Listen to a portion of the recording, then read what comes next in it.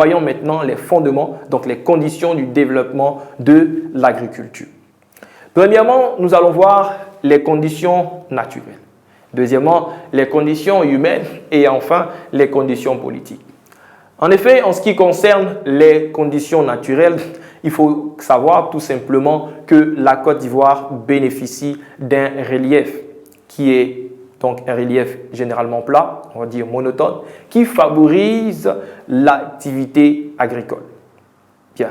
Et il faut aussi ajouter qu'au niveau naturel, la diversité des climats que nous avons en Côte d'Ivoire, la diversité des sols et même de la végétation favorise la diversité des cultures sur l'ensemble du territoire ivoirien. Prenons l'exemple par exemple du nord qui est caractérisé par un climat de type tropical, n'est-ce pas? Et au nord, nous avons un sol ferrugineux qui aujourd'hui permet le développement de la canne à sucre par exemple, le développement de la culture de l'anacarde ou encore le développement de la culture du coton au nord. Au sud, où nous avons un climat de type subéquatorial, nous avons le développement de la culture du cacao, du café, de la banane plantain et de l'évéaculture, ce qui favorise aussi le développement économique de ce pays. Vu l'ensemble de ces diversités, il faut savoir qu'au niveau naturel, la Côte d'Ivoire possède de véritables atouts. En plus de ces atouts que nous venons de citer, on peut ajouter à cela l'hydrographie, donc l'ensemble des fleuves et même de la côte.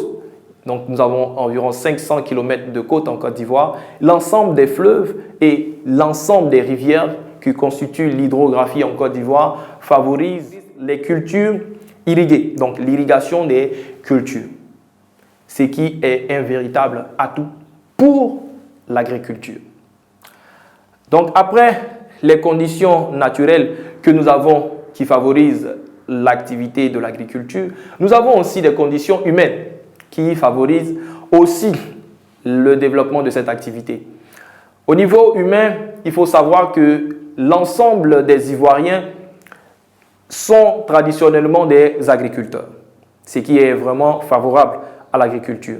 Et nous savons que la population ivoirienne étant jeune et dynamique dans le domaine de l'agriculture constitue aussi un atout. Il constitue aussi un marché de consommation pour l'ensemble des produits vivriers, l'ensemble des produits industriels provenant de l'ensemble de ces cultures. Et il faut savoir en dernière position au niveau de la population que la grande présence des étrangers, environ 26% d'étrangers que nous avons en Côte d'Ivoire, exercent aussi dans le secteur agricole. Donc cette masse constitue une véritable main-d'œuvre pour l'agriculture. Voici un peu les atouts du côté humain. Et pour terminer, au niveau des atouts, nous voyons les atouts au plan politique. Au plan politique, nous savons que l'État, aujourd'hui de Côte d'Ivoire, travaille de mains et pieds pour pouvoir permettre le développement de l'agriculture en Côte d'Ivoire. Cela se démontre déjà par la création des ministères au niveau de l'agriculture. Et cela aussi va se traduire par l'ensemble des structures d'encadrement que l'État va mettre en place. Donc, on va dire structure d'encadrement technique du monde paysan. Aujourd'hui, ces différentes structures sont premièrement l'ANADER, l'Agence nationale d'appui au développement rural. Nous avons aussi la CIDT, qui est la compagnie ivoirienne pour le développement du textile, le PNASA. Se traduit par Programme national pour l'appui aux structures agricoles. Voilà.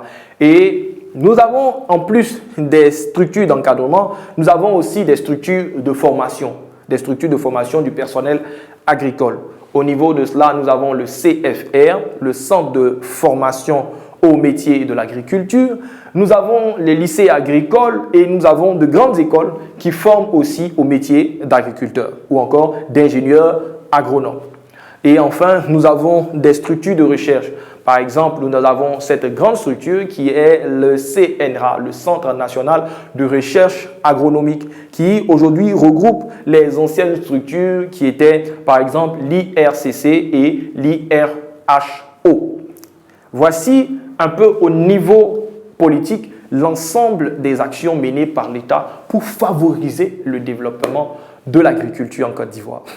Et puis, voyons aujourd'hui les structures de commercialisation de l'agriculture. Enfin, les structures de commercialisation aujourd'hui sont en grand nombre. Au niveau même déjà du café et du cacao, nous avons plusieurs structures de commercialisation puisque l'État aujourd'hui veut que l'ensemble des secteurs agricoles soient indépendants, n'est-ce pas, de la main de l'État. On va voir ici la création de des structures telles que l'ARCC, la BCC, la FDPCC, qui est le Fonds de développement et de promotion du café et du cacao, et plusieurs autres structures qui vont être créées dans le domaine de dans le secteur agricole. Nous avons aussi l'OPA, qui est tout simplement l'organisation professionnelle agricole. Voici un peu l'ensemble des actions que va mener l'État pour le développement de l'agriculture.